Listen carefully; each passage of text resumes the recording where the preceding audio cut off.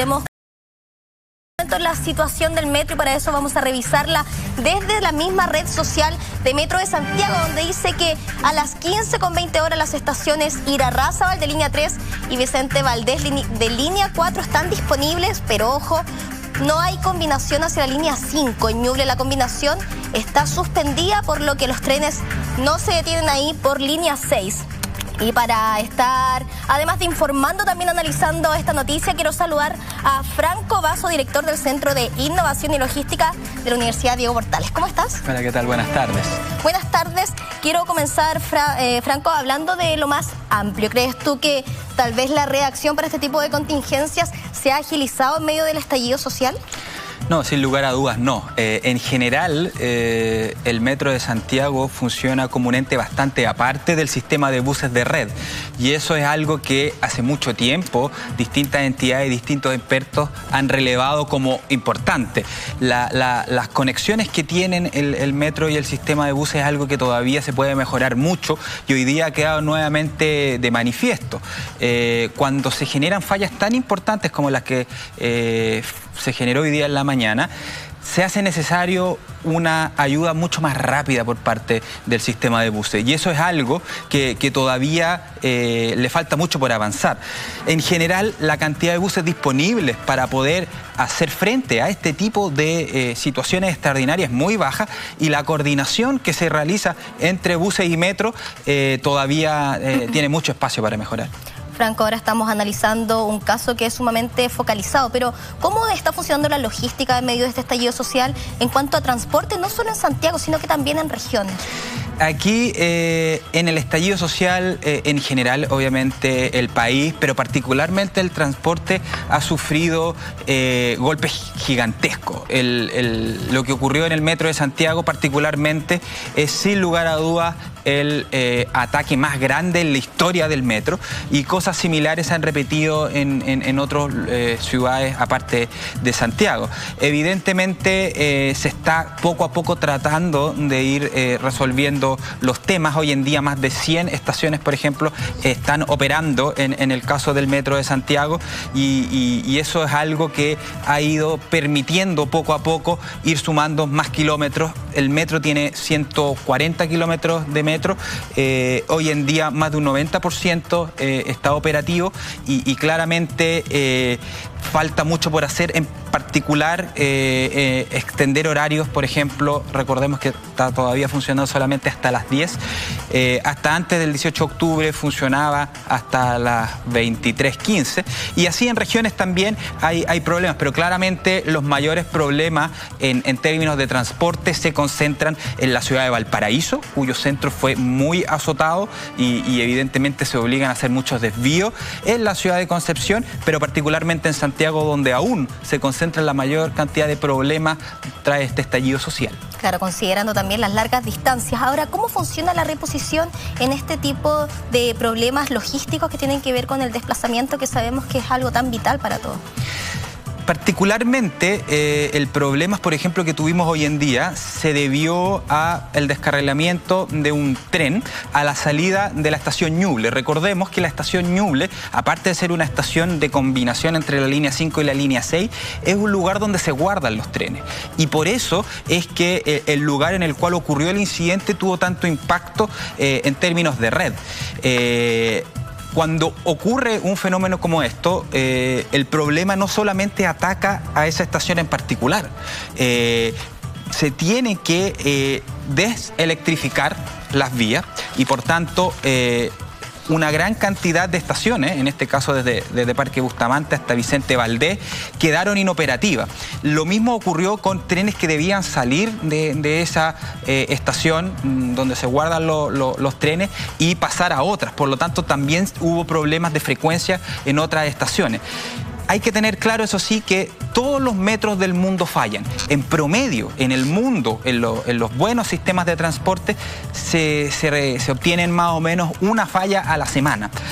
Y si nosotros analizamos cómo han sido las estadísticas del Metro de Santiago durante los últimos años, hemos visto que la tasa de falla ha ido bajando. Por lo tanto, si bien todavía hay harto por hacer, el Metro de Santiago tiene un buen estándar en términos de mantenciones. Ahora bien, hay que tener claridad que hoy en día los equipos del Metro de Santiago están ampliamente estresados.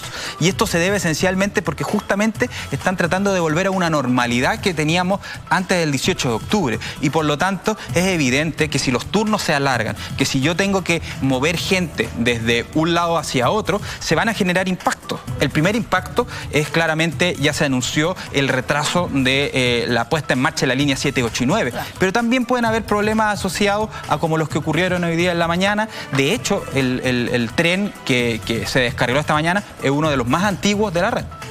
Ahora, desde tu punto de vista, ¿crees que se ha avanzado más rápido de lo esperado en términos de reposición después de este estallido social? ¿O no habríamos demorado lo mismo si es que nos hubiésemos encontrado en esta normalidad, entre comillas? No, sin lugar a dudas, el Metro de Santiago se ha ido reponiendo más rápido de lo que pensamos al principio. El tamaño de los daños que hubo en el Metro de Santiago eran tremendos. Recordemos, hubo 2 días en los cuales la red estuvo totalmente inoperativa. Luego comenzó a operar durante los primeros días solamente la línea 1, y el ataque de las estaciones que fueron vandalizadas andaba cerca de los 80-90. Por lo tanto, aquí hay que sacarse el sombrero por los trabajadores del metro que han hecho una tremenda labor tratando de volver a la normalidad cuanto antes. Y si bien hemos avanzado más rápido de lo que se esperaba, todavía queda mucho por hacer. Y en mi opinión, el principal punto que tiene que enfocarse en este minuto el Metro de Santiago tiene que ver con Maipú. Maipú es una comuna que tiene más de 500 000 de habitantes y en los cuales hoy en día no hay ni una sola estación que esté operando en esa comuna. Y eso es tremendamente difícil para la gente que se mueve de esa zona. La gente que no tiene metro en la zona de Maipú está demorando fácilmente el doble de lo que se demoraba hasta antes del 17 de octubre. Por lo tanto, si me preguntas a mí cuál sería la principal prioridad hoy en día que debiese tener el Metro de Santiago, es justamente poder llegar con el tren a Plaza de Maipú, aun cuando se entienda de que no necesariamente va a ser posible que se detengan todas las estaciones. Se hizo, por ejemplo, con la línea 4. En la línea 4 inicialmente había problemas, fue una de las líneas más dañadas y hace algunas semanas ya se logró llegar hasta la estación terminal en la plaza de Puente Alto.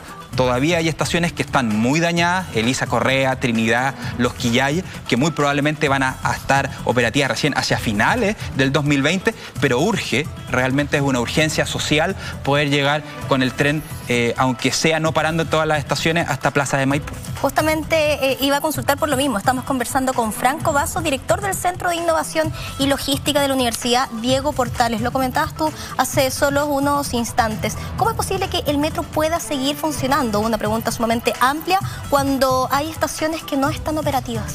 Claro, lo que sucede es que lo que se requiere esencialmente para que puedan circular los trenes en las vías es justamente que no existan daños en las mismas, que estén estas electrificadas, y eso es algo que ya está resuelto en varias de las estaciones que no están operativas, como te mencionaba anteriormente, Los Quillayes o Elisa Correa. De hecho, el problema original que ocurrió en esos casos es que hubo quema de trenes en las estaciones, y cuando se queman trenes en las estaciones, no solamente se daña el tren, por cierto, sino también se dañan las vías. Por lo tanto, lo que está ocurriendo, por ejemplo, en la línea 4, donde se saltan varias estaciones antes de poder llegar a Plaza de Puente Alto, es que está funcionando la vía, está funcionando, está electrificada, pero la estación, como estación, no está en condiciones de recibir gente.